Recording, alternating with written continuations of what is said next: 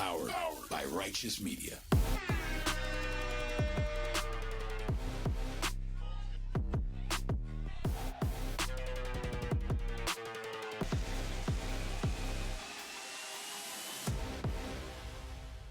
Welcome to Independent Americans. Welcome to episode 373. I'm your host, Paul Rieckhoff. It is Thursday, November 13th. It is my wife's birthday. So happy birthday, Lori. I love you. You are the light and the rock for me, the boys, and everyone around you. We are celebrating you across the Independent Americans universe and all across America. And we've got a huge show today. Part 2 of my electrifying, fascinating conversation with Henry Rollins is coming at you in just a second. Thank you to everybody who tuned in yesterday. If you haven't heard part 1, go and check that out. But before we get to that awesomeness, the news keeps on coming. Epstein has mentioned Donald Trump multiple times in his private emails, new releases have shown, and Epstein is now dominating Congress. They are pushing a vote. Trump can't put this fire out, and it looks like now that Congress is finally back in session after being on break for 40 days, they're going to take on Epstein. Starbucks workers are on strike, so your latte may take a little bit longer there, and throughout the next couple of days if this drags on. The American military hasn't struck any boats in the Caribbean today yet. It's actually been 3 days, and in the meantime, the UK and France are against it. They're saying these strikes are illegal. Rubio is at the G7. Maybe that's part of why we haven't seen a strike in 3 days, but watch this space. Rubio's at the G7, and I am in Columbus, Ohio. Hello, Columbus, Ohio. Thank you for having me. I'm here to give a talk about vets and leadership. Columbus, Ohio, the home of the National Veterans Memorial Museum, which is exceptional. The home of John Glenn, veteran, astronaut, senator, ass kicker, a guy who got shot up so many times as a fighter pilot, they used to call him lead ass. But this is, of course, also the home of the Ohio State University that's playing here on Saturday night against UCLA. But Henry Rollins is here on the show, and that's why I am here, to hear part 2 of Henry Rollins as our Veterans Week continues. It's part 2 of this awesome conversation with a guy who is like nobody else. He doesn't do podcasts very often. That's why I'm so thankful to have him here and to be able to stretch it across 2 days. We will be back with a new episode tomorrow. Tune into that. We are daily now. It's getting cold out there, but Henry Rollins is bringing the fire. So here is part 2. And wherever you are, whether it's Columbus, Nashville, LA, Mississippi, Miami, Maine, now, as the cold is coming, we're going to keep you warm. And now is most definitely a time to stay vigilant with Henry Rollins and part 2. But let me do this, Henry. I want to pivot into our next segment that we call Below the Radar, which is building on a lot of this. But we talked about Venezuela. I think there are a lot of folks that are below the radar that have been helping for a long time. And one of the things that I know about leadership is it's about showing up. Henry Rollins shows up. Henry Rollins has showed up. I think you've said to me, if you need me there, I'll be there. And so many times for 15 years, 20 years, I've been doing this kind of work. If we needed you, you were there.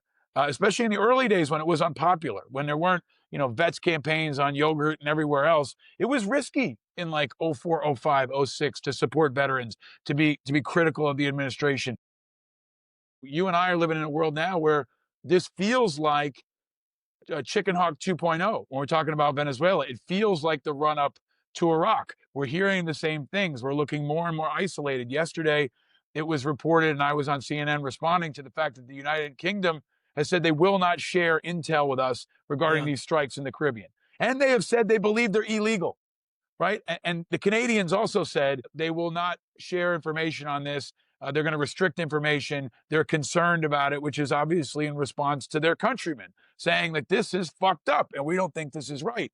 It feels like we're careening down a path again, Henry, to a regime change war, shrouded in some other presentation. There are ships all over the Gulf. There are forces being staged, the Gulf, all over the Caribbean.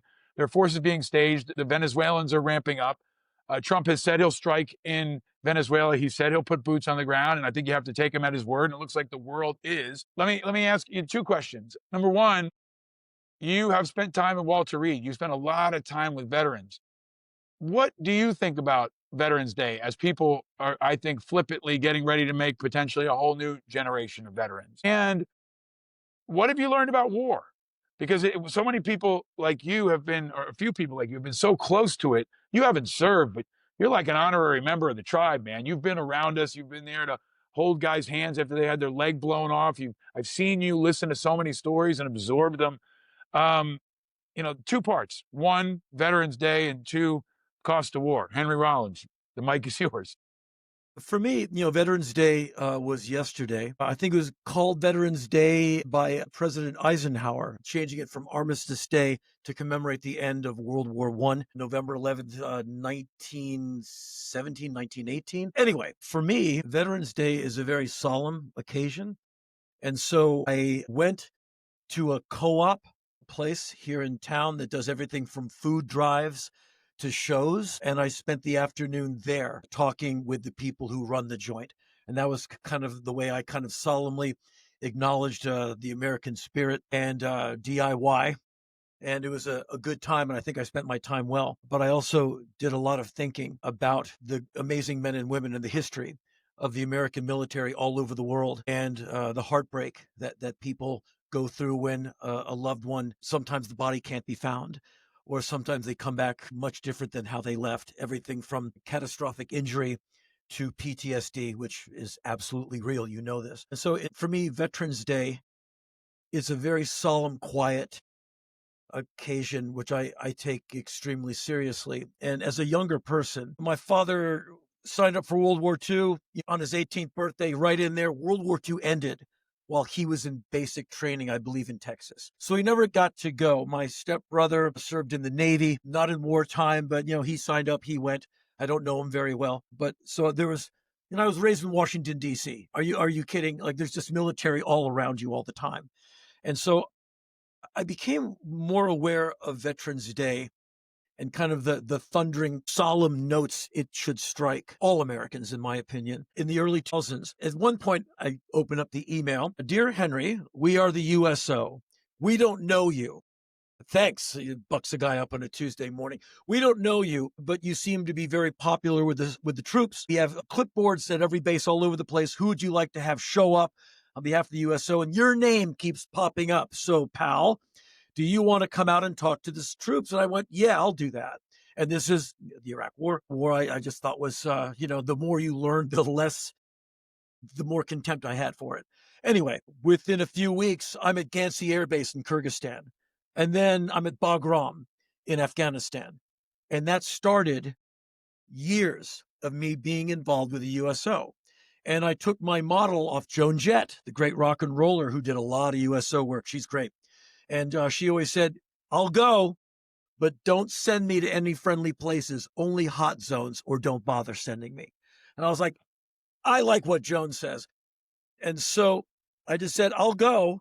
They go, okay, can we work with you again? I'll go, yeah, here's my schedule, like work around, because I'm a busy guy. But, I don't want to do the leisure tours. Like I'd rather not go to Hawaii or like Ramstein. I'd like to go, where there's stress. Because I think that's the better idea. Anyway, I ended up doing many USO tours, the first and maybe only USO performer in Egypt. Because they said, we've never sent anyone to Egypt because it's like small military bases basically doing like Overwatch, like keeping their eyes and make sure no smoke is coming from that coastline. But it's like 6 hours through the Sinai to each small base. Yeah. Multinational forces together, like, Americans, Hungarians, a bunch of New Zealanders, a waist set and a dog, and they're just binoculars all day. I said, I'll do that, because I've been to Egypt before, and I wanted to check out the Sinai, and it's a USO thing, and I signed up for it. So we did that, incredibly hot. And so I come from DC. I would visit DC whenever I could, and I would alert the USO, like, hey, in 3 weeks, I'm going to be in DC for like Monday through Friday. I can give you all of Monday, top half of Tuesday, some part of Wednesday, and any time you want on Thursday, whatever. Sign me up, coach, put me in. And that would be for visits to Bethesda Naval Hospital and Walter Reed Army Hospital. And they go through the rooms with the clipboard. Would you, yes, no? You want Henry? Like, yes, no. And I ended up going to Walter Reed more times than Bethesda Medical, but a lot both times, mainly Walter Reed. And one day you're on the TBI ward, the traumatic brain injury ward. and you see a young man, a fraction of my age, with a catastrophic injury. No need to describe it. The entire family is in that room. The mother is running around the bed like a nervous bird, fluffing up the pillows. It's like, well, he's doing great. No, he's not. Like he's never going to surf again. Like it's over. There's going to be machines helping him digest food or whatever. And I saw so many combinations of like eye gone, arm gone, leg gone above the knee, bad, leg gone below the knee, not so bad. You still have the knee joint, like you can ski. Like you just you learned a lot by walking into these rooms. It was never easy. You come out of 5 hours of that and you go back to your hotel room with no energy to even eat, like the depression, because you see these young, amazing young people so catastrophically and permanently injured. And that, you mentioned, that is the cost of war. And before you send one person to do anything in making a war zone, you should go to Walter Reed. Like our president should meet some people who have wheelchair ramps all around the house. Their kids have to help dad do whatever. That's the cost of war. That's what you are maybe sending able-bodied people into, for them to come back either dead or in such a state where they're going to need care. And then another insult, when these amazing people do their duty and come back, that they don't get the highest quality of care. Like why they have to wait for a nanosecond for medication to see someone to talk to. I don't know what an American can do more to say, I put my ass on the line for all y'all. So when I come back, you look after me. In my opinion, just my opinion, every president has failed me on that. The presidents I liked and the presidents I didn't like as much, all have failed veterans, in my opinion. If you want to tax me more to make whatever it takes to get these people patched up or whatever they need for the rest of their lives, take my money. You don't need to give it to a billionaire. Put it in that building with those amazing people, because all they did was take their orders. And that's why, and to your other point about getting flack, I got a lot of hate mail for going to Iraq and Afghanistan. You're a war lover. You're a warmonger.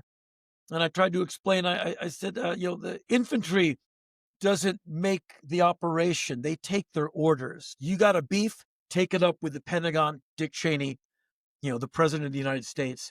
These men and women, they get, as you've been in these places more than me, those environments are noticeably apolitical. Like when you're at Bagram, who's the president? Who cares? He's not here. Today, what's the mission? Get back to DFAC by sundown, dining facility. Don't get blowed up today. That's the mission. Get you and your buddies back to DFAC. Eat tonight, which means you didn't get blown up, with an IED or something. And so the politics goes out the window. Now we're just down to guts and camaraderie, you and your buddies. And to have a leader that doesn't seem to get that, in my opinion, our current president does not get that to the terrifying degree I think he really needs to, that I think other presidents have. Mm-hmm.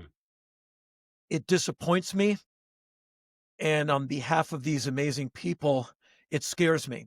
Because you tell these people to go, of course they go. They go because they're ordered to go. And they don't go, well, I don't know. They go. And so you know that. And so you better be careful how you wield that weapon, because you have human assets who will take their orders. And to not fear that kind of power that you have as a commander in chief, to be cavalier about it, to kind of sling it around like, it's whatever. It's disappointing. And it makes me nervous just to watch.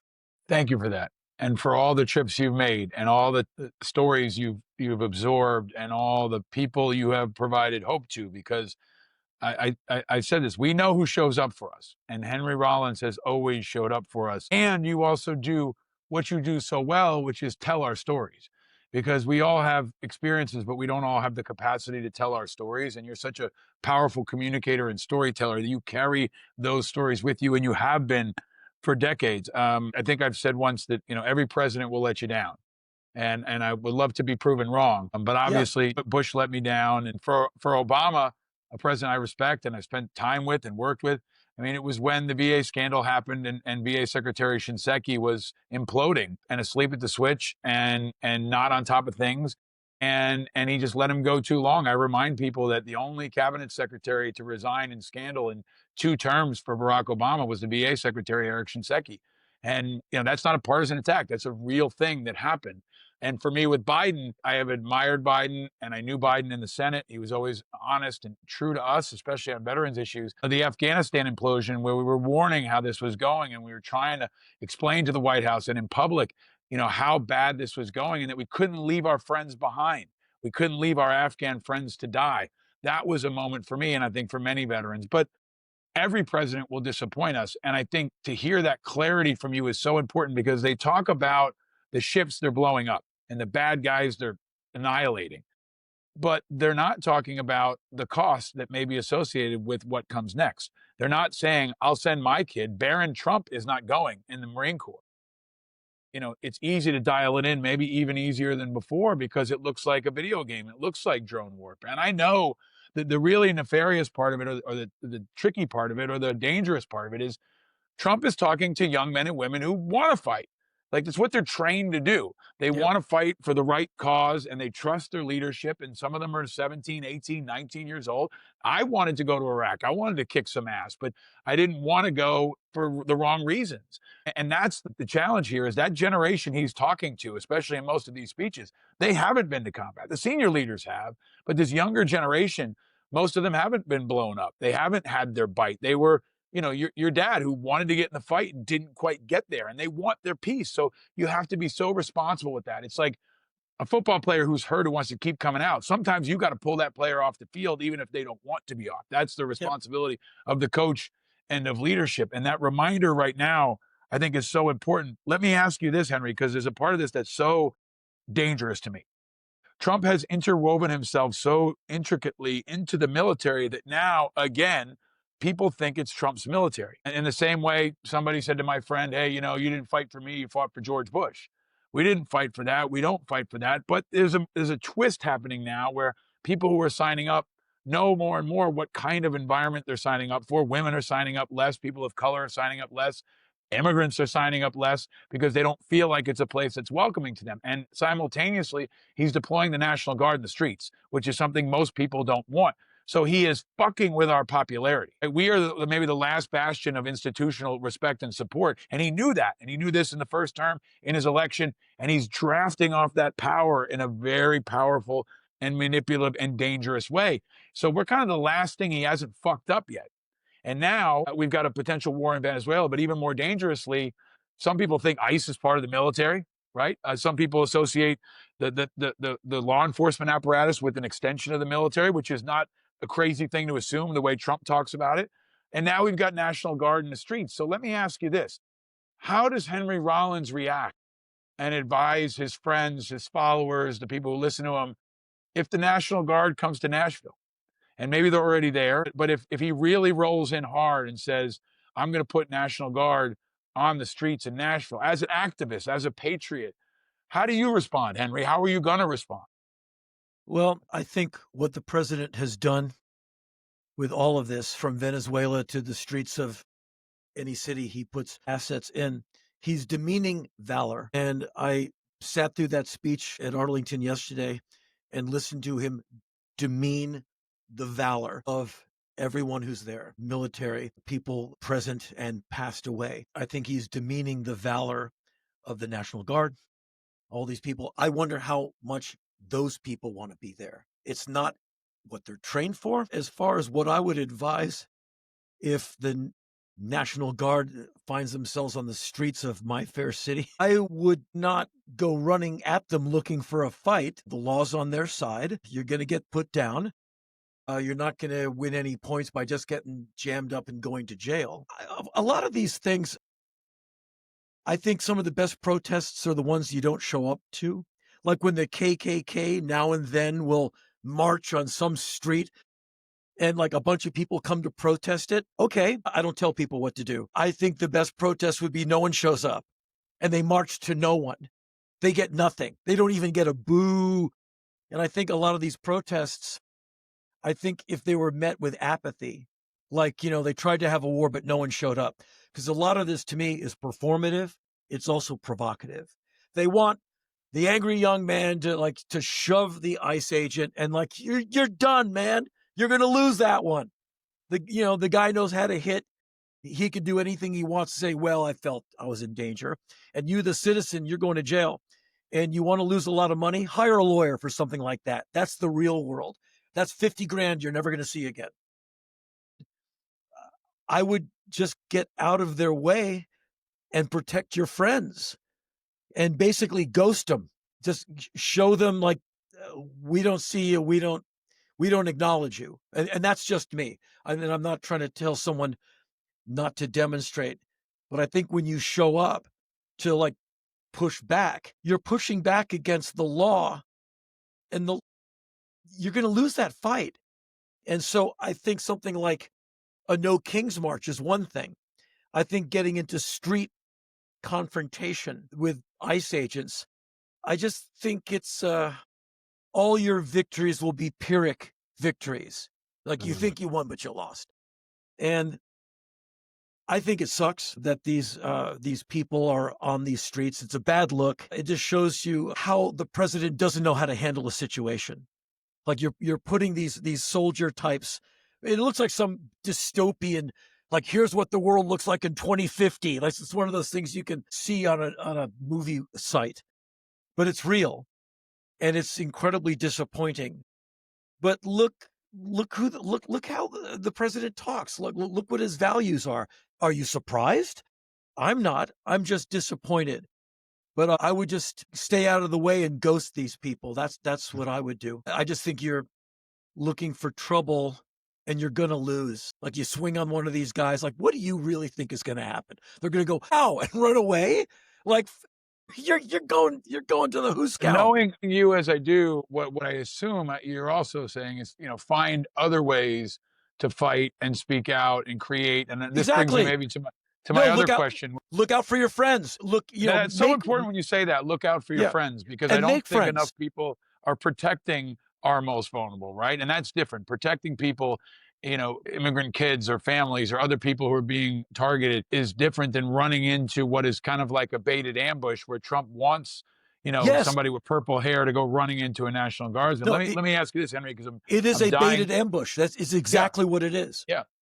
Tying this into, where you have lived for so long and been so impactful. What is the role of creativity and music in this point? Where do you see hope? You're doing your radio show. You're continuing to make music. I don't know if you can share some of the new projects you're working on or what you're cooking up, but there are a lot of folks that are making good art right now and that want to make good art and want to use that as a way to fight back and to speak their voice and to empower people. And I think they need to hear how you've done it and how you're doing it and how important it is. You've been all over the world as really an ambassador for the nation of punk rock, but also, it's one of the great languages of America that has gone truly global. And you're one of the great ambassadors on the Mount Rushmore of punk rock. You're up there. Talk about, please, Henry, what you think is happening in the creative community, what you're doing creatively, and what young people especially can do in a moment like this that will matter. Well, much to the disappointment of the powers that be, there's always going to be young people making noise in a garage, writing songs, pushing back. There's always going to be painters, poster artists, and I'm seeing this more than ever. And there's people you really don't want to mess with, like Banksy. He's smarter than you are. You'll do something stupid, he'll make some art, and he'll make you look like a fool. People like Shepard Fairey, they make art, they make you think. The art is one thing, the things that Shepard writes on the literal artwork. I always said he's a writer, trapped in the body of a graphic artist. And so there's all kinds of people doing these kinds of things. Comedians have, over the centuries, like the Palace Joker and on, they call out, I think more effectively, Congress sure isn't doing it. It's the comedians who go no, man. And they run it. There was a video put on a Dutch television station about the president and what's been happening. I'm surprised it didn't make every news thing here. My manager sent it to me and said, check, this just came out of Amsterdam. Wow. It's incredible. I mean, it's devastating. And then there's like South Park. I would rather drink a gallon of paint than get on the wrong side of the South Park guys. Like, to be subject with that laser focuses on you, man, you're done. And it's only your hubris and people telling, oh no, you're great, man, that'll get you through that. It's amazing what those guys have done and what these comedians have done standing up. I wouldn't want to be on the wrong side of Chris Rock. I wouldn't want to be on, these people are really, really intelligent, and they're not shy. They're not wilting flowers. They come at you. And I think there's a lot of that artistic pushback. And I see it in the music. I see it in comedy. But I see it where I've always seen it, in the creative community, who just says, no, like, our community is full of non-white people, women people, gay people, trans people. And you're putting these people down. You want them dead? You want them to move to some island? No, we're going to make a painting about that. And like, that sounds kind of flimsy until you see the painting. And you see at all the places you can put it, online, on a t-shirt, on a coffee mug. And these things become viral, where and thankfully, our amazing version of freedom in America, our First Amendment rights, which our president is really trying to do damage to. Like, I don't like what you said about me. I'm canceling your show. Wow. That's outrageous to me. And I think when you do something like that, I think the artistic creative community should respond, and they do respond. What I do, I do interviews now and then. I do the occasional podcast. But mainly, I have a radio show, which I've had for many, many years on KCRW, big NPR station in Southern California. And I love it no end. And my primary objective is to get my wonderful listeners to hear new music by young bands.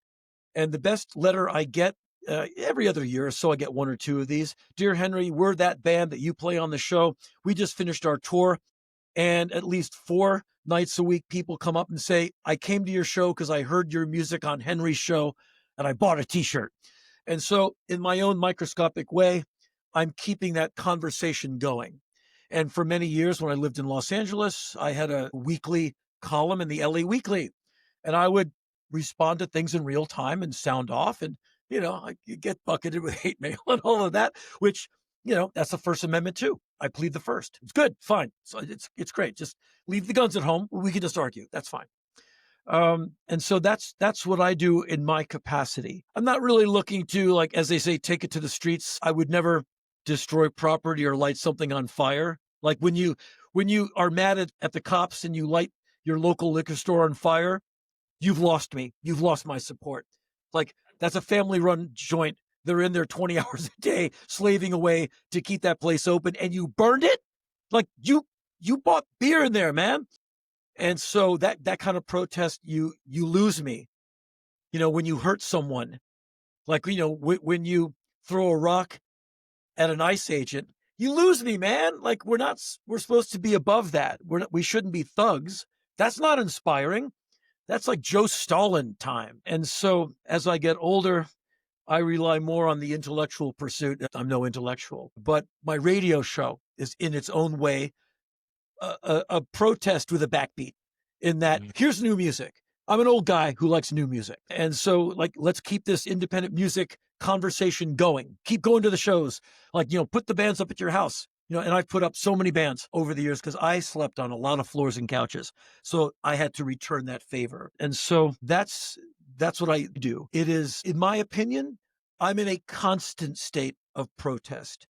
And how do you see that protest? And it might sound lame to you. One of the many ways I protest, I'm friendly to my neighbors. When I walk up to the supermarket, I'm there all the time. I buy a lot of perishable food. I love it when I have the perfect timing to see the old lady finish loading her groceries in, and she's about to take that cart all the way across. I'm like, ma'am, let me take that for you. Or I'll say artfully, young lady, let me take that cart for you. And in LA, the woman might pull a gun and shoot you in the stomach. But here in Nashville, like, oh, thank you, young man. I'm like, ma'am, no one has called me young. for a month and a half. Thank you. And you just, or someone says hello to you at the supermarket, which happens to me pretty often. And it's, Nashville friendly. Hey, man, I don't want to bother you. I'm like, hey, we're neighbors. How are you, man? And you get the name and you shake the hand and you brighten the day. Or, when you get the meal, you'd say, hey, that was really good. Thank you so much. And you just, it's just goodness. And that to me is a protest. And it doesn't sound like a protest, but it's pushing back against, get away from me, kid, you bother me. You queer bastard, get out of our club. It's the antithesis of that. And so that is my constant state of protest. It comes with a smile and a greeting. It doesn't, because I'm not going to throw a rock at a window because I just don't think that's going to get me anywhere. Man, we've gone from like Fetterman to following Joan Jett into hot zones to helping old ladies at the supermarket. But there's a constant theme, Henry, and it's your honor and your integrity and your leadership and your goodness. And it's why I've been so looking forward to having you on this show and having this conversation in every episode. And I think we'll probably break this into two. I ask folks for something good. Something good, oh, something sweet. Feel the fire. And in anticipation of this conversation, I was thinking about what I wanted to have in the Henry Rollins episode. And for me, something good that I've been experiencing with my kids is doing art. Like, I think I've lost it at times. My kids were surprised that I know how to do cartoons and I can draw and I can do graffiti letters. But for a long time, I didn't always do it. And I think it's a really important time to do art in whatever way you can, whether it's drawing or making music or writing poems. And consuming art, I think, is important. Like, good in, good out is something I really believe in, especially with my boys. I'm trying to encourage that and celebrate that. And we had a parent-teacher conference, and they told me recently, like, how creative my boys are. And I loved hearing that because I don't want to just hear about, flag football or jujitsu. Like, I want to hear about the music that they're making. And my son's learning to play the ukulele. It's beautiful, and it's so important. And I just want to remind people that it is a form of protest. It's something deeply American. It's the fabric of punk rock, and making music and making art is my something good for this fantastic and important episode with Henry Rollins. My dear friend Henry, I can't wait to hear what you're going to say, but what do you got? What's something good? How about some things that are good? Please. What's good? My neighborhood, my neighbors, the incredible amount of animals. I've got critters are all around. My sadly departed neighbor, he passed away. Bob the architect. He said we would have these driveway conversations. I was on tour. He would follow my tour online. He was really into it. I would come back between legs of the tour and we would talk in the driveway. And he said, you have a gate in your backyard, goes into the woods. I go, yeah. He said, is it open or closed? I'm like, it's closed. He said, you should keep it open because since we have all of these fences in our neighborhood, animals that can't fly, we're messing up their migratory habits. We're messing up like their mating patterns because they can't get from A to B because there's fences. So if you don't mind, you should open your back fence because you have all manner of critters. And so of course I did it. And the other day I'm standing on the back porch and there's a beautiful deer in my backyard. So I whip out the phone, I start filming, and the deer sees me, but I'm used to this deer. It's in my lawn a lot. It casually walked to the open gate and silently walked through. And as I was filming, I said, for the soundtrack, I said, and the wisdom of Bob. And it's because of Bob, I kept my gate open. I watched this beautiful deer move through, and I watched geese move through, possum, raccoons, an armadillo, which is an invasive species. And so the wisdom of Bob and helping my local flora and fauna, that is something good. And also another thing that's good are my neighbors. And a few houses down from me, there was a wonderful couple, and they came over one day, ding dong. And like when my door rings, I'm lived in Los Angeles for 40 years. My door rings. I'm like, okay, here we go. Like a home invasion or some kind of cult. Anyway, it was, and I looked through the curtain. It's like two elderly people. I said, okay, I can take them. So I opened the door, like, how are you? We're your neighbors from one house down. And we heard that you just moved here. And I met them. They're the nicest people. And of course, they say, can we have your phone number? I'm like, okay. I'm a really solitary person. And every once in a while, my neighbor, the wife, she'll either text me or call me. We would love if you just came over here for dinner. I'm like, free food? I have been to that house, I don't know, like 3 or 5 times now. I have met all the relatives, the cousins, the nieces. We're going to go out to this restaurant. You have to come with us. And I'm really not that guy. Like, come out with us. Please don't ask me that. Like, I work alone. I live alone. I'm a workaholic. I wake up, I work, I go to the gym, I work, I come back, I work, I go to bed. That's it. I'm a boring guy. I'm, focused. And here I am at some restaurant, down the road from here, having a family dinner with these people. And I have no family. They're all dead. And so I really like these people. I genuinely like these people. My neighbor will just call me. We were thinking about you. And last winter I was at their house. They have the heating cranked. Like you can bake bread in their house. And I heat one room at a time, so I'm always cold in the winter. I said, wow, your house is so much warmer than mine. My heater isn't all that good. The place never gets that warm. Like, well, Henry, we have a guest room. And like they would periodically call me through the winter. It's really cold tonight. Do you want to come over? Like, and sleep over at our place. I'm like, you're killing me. Like I'm going to cry. And like, I don't think I was even born with tear ducts, but I'm going to cry somehow. And just the sheer goodness of these people and the sheer goodness of so many people I've encountered in Nashville. I'm not saying there's bad people everywhere else. I'm just saying I haven't met a dud yet. Yes. I've been here for years now. And I must say, I think they're making me a better person. And so that's what's good, is what's making me good, or at least heading towards goodness. And so I thank Nashville, and I thank my neighborhood for everything from the critters to genuinely good people who I share a street with. And when I lived in Los Angeles, don't know how much time you've ever spent there. Don't necessarily meet your neighbors. Like if you go ding dong, there might be a gun, but yeah. And so here I'll get cards in my mailbox. Hey neighbor, we're at like whatever, this street, like 2 blocks from you. We're doing a thing on December 13th. You should come over. It's a backyard thing. Like you don't even know me. And you're inviting me. And it's not because I'm some guy who was on MTV 100 years ago. It's because I'm in the neighborhood. And I must say, and I'm not, Mr. Hang out with people kind of guy. You never know. I just might show up to one of those. I haven't yet. But I'm so jazzed about the sheer goodness of these people. They've kind of made me check myself. And so to answer your question succinctly, what's good? My neighborhood is really good. You are deeply good, man. Yeah, I'm working on it. I'm getting there. No, but that's what makes you good, is you're constantly working on it, and you just keep getting better. I'm a flawed.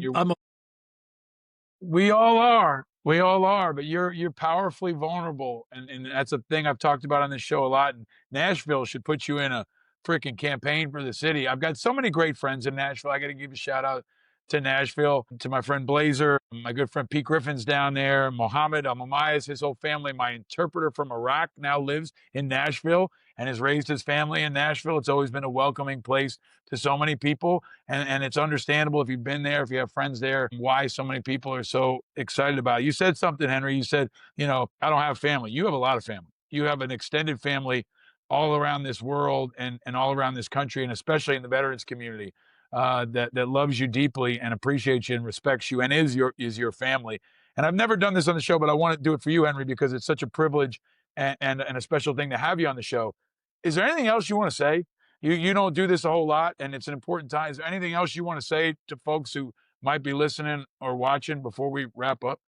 Yeah. In the coming months and years, America, as I said before, will never be defeated, will never be knocked down. I beg my fellow Americans, anyone listening, don't lose your cool in these times. Don't jump to conclusions. Just get your facts before you do anything, and don't give up on the greatness of this country. I mean, it's a lot of work needs to be done as we strive to ever more perfect our union. And that work is never over, because you can always be better. You can always do one more rep. You know what I mean? Like we cannot give up. And right now, I think the powers that be are depending on eventual exhaustion. I hear that word a lot, and eventual apathy. Like, oh, screw it. And I found it in myself. And we didn't get a chance to talk about this, and I'm not trying to keep you here all day. But I can't. I've been wrestling with the demolition of the Rose Garden in the White House. I'm trying not to get emotional here. That really hurt me to watch that go away.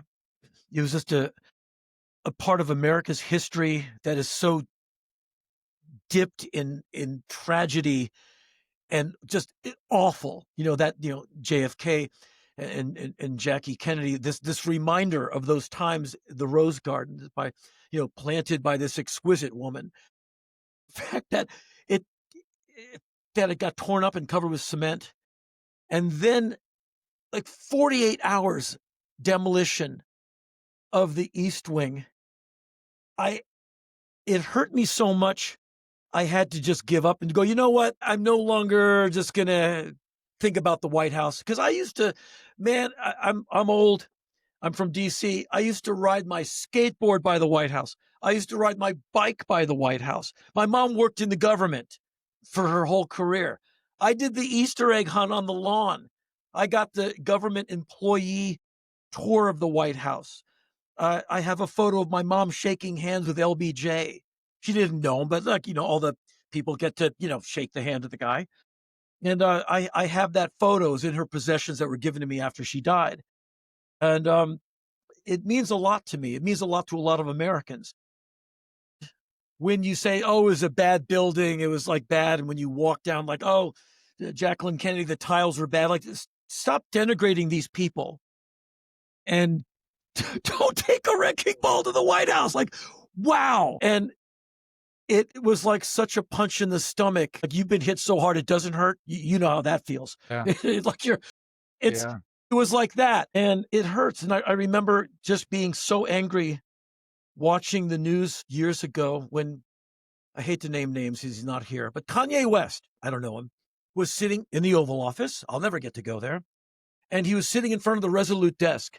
And I would like to know if anyone in that room knows why it's called the Resolute desk, where the wood comes from. It comes from the HMS Resolute. It was a gift from England to America. I'm forgetting, was it Coolidge? I'm forgetting the president who accepted it, but it's had an amazing journey. And he's sitting at the front of the Resolute frickin' desk, banging his cell phone on it for emphasis. I'm like, that's the Resolute desk. Get your phone off the Resolute desk. And apparently there's a photo the other day of someone with a drink without a coaster on the Resolute desk. I was like, hey! And I just realized I just have to stop. I just have to stop thinking that way, because that version of the White House is gone. And so, and I'm not trying to talk too much. Anyway, you build a ballroom. Think about this. It's kind of funny. You build a ballroom on the grounds of the White House. That's going to dwarf the White House, a place that our president is relegated. Well, it wasn't so well built. Like, really? Shut up, man. You're going to build a ballroom. Okay. So if you use it twice a year, that's a waste of money, right? Because you still got to keep the water on, the heat on. Like, it's going to cost millions to keep it from crumbling. But what if you light it up one night a week and have a ball every Saturday night? Shouldn't you be presidenting when you're partying in this gajillion-dollar ball? It's a bad look. Cosmetically, you walk by it like, what's this thing? If you're in it one night a year, you're underusing it. If you're in there 20, 50 nights a year, you're like some Caesar, like, leader having some bacchanalian orgy in there. Like, what are you doing in there every Friday night? And so, like, it's going to be grotesque, no matter if you use it one night a year, and it can be, we're bringing the leaders of the world. It's still awful. And it's just, in the old ballroom, it held 500 people. You don't need more than 500 people in the building the president lives in. It's a security risk. And all these world leaders should be sitting behind desks fretting on how they're going to benefit the people they serve. And so this idea, there's no way out of it that won't be cannon fodder for comedians. And you know what? Maybe they should have orgies in there. Or maybe they should just drop the pretense, just put the octagon in there and let's just get it done. Or fill it with water and have aquatic battles like they used to do in Rome. Bring in the lions. I'm glad I asked you if you had anything else to talk about. I'm very glad that I asked you that. Well, I just had to find humor in it because it hurt so much. I had to go, okay, it's a bunch of lemons. I got to get some lemonade going here. This building, I don't know. Let's bring back Evel Knievel. That's the insight, and that's what you've been doing for so long, Henry. You're helping people understand their emotions, and we have to have this out in the open, and we have to ridicule it, and we have to respond to it. But also, I share your outrage. And you say, I'll never be in the Oval Office. I hope one day you will be, because there has been an attack on art by Trump and a diminishing of creativity and outspoken voices. But I look forward to a better day. And I have to keep hope, because hope is the oxygen of democracy, to a time when there is a different president. And they ripped down the stupid ballroom, and we used the greatest minds in this country to rebuild what it should have been, or what it was. I do believe we can do that. They can strip the shitty gold paint off and just kind of, if he can erase history, he can one day be erased too. And, well, how about the things this he done as can an be idea? unwound. And let me finish with one point here, Yeah, sure. Henry. Like you should get the Presidential Medal of Freedom one day. And I have a vision for the future. I have a vision for the future one day when there's a different president who fixes all this shit that was destroyed and dishonored. And the world is righted, and you have been around long enough, and your positivity and your energy and your tenacity gives people hope. Don't give up. You said, keep fighting. Don't lose your cool. That is so important. I've said for years, stay frosty. They want you to lose your cool. They want the worst of you to come out. And you're a guy who's been just showing up and putting in the work and doing it right for so long. And that's why I'm so happy to have you at this moment and have you in this dialogue. You're a great American, man. You're a true patriot in the finest sense of the word. And I'm really grateful that you're doing your show every week, and that you're here, and that you're you, man. Well, thank you very much. Thanks. I was thinking with the demolition of the Rose Garden that at some point, let's just do a GoFundMe for the White House. And we the people, or hey, Bill Gates, what are you doing today? I need, I don't know, 100 million. Just cut me a check. And maybe some wise florist took out the rose bushes and has transplanted them, or at least maybe we could clone them. They do it with weed, and we can bring it back. And maybe the same could be done for this building. But to your more serious point, yes, sir. The good news is things will get better, because Americans never give up. And America, if you know your history, the Constitution and the United States, the united aspect of the United States, has survived a civil war that was left literally mountains of dead bodies, hundreds of thousands of people, Americans killing Americans. It's obscene. America survived that. America survived bad presidents. It survived bad Supreme Court decisions. Plessy v. Ferguson was replaced by Brown v. Board of Education, etc. Things do get better when people don't give up. And, it can be said that you get the government you deserve. I don't think that's necessarily true all the time, in that we don't deserve what we have right now. The country, the people are better than this administration.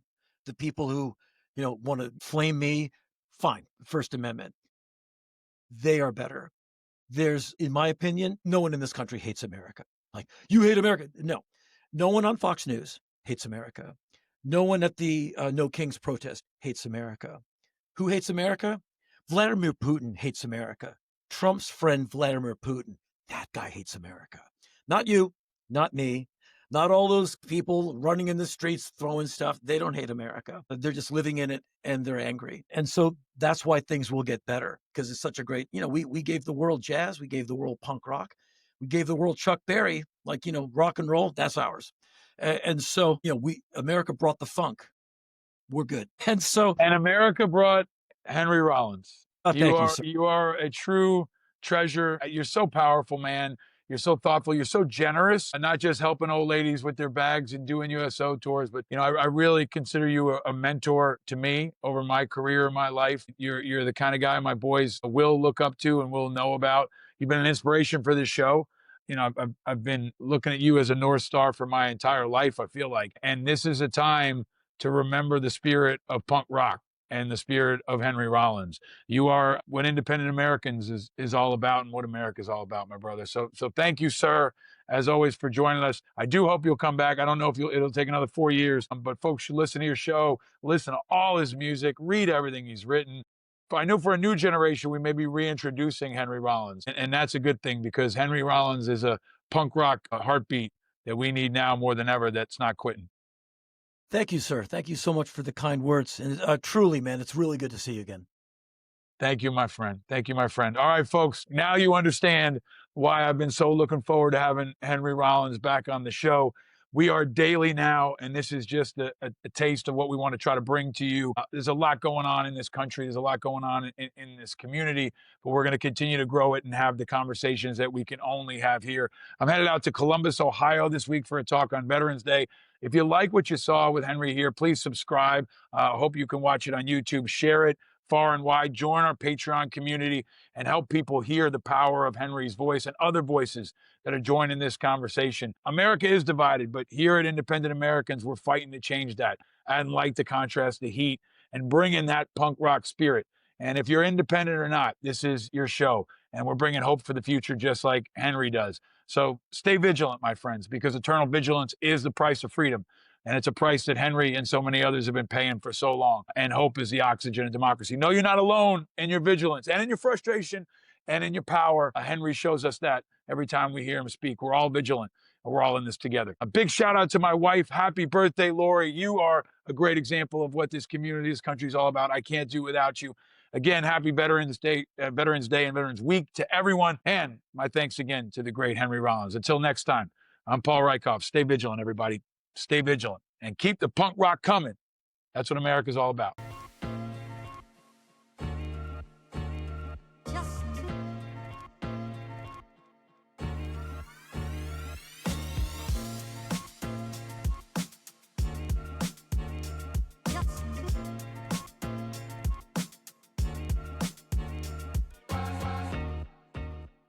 Powered by Righteous Media.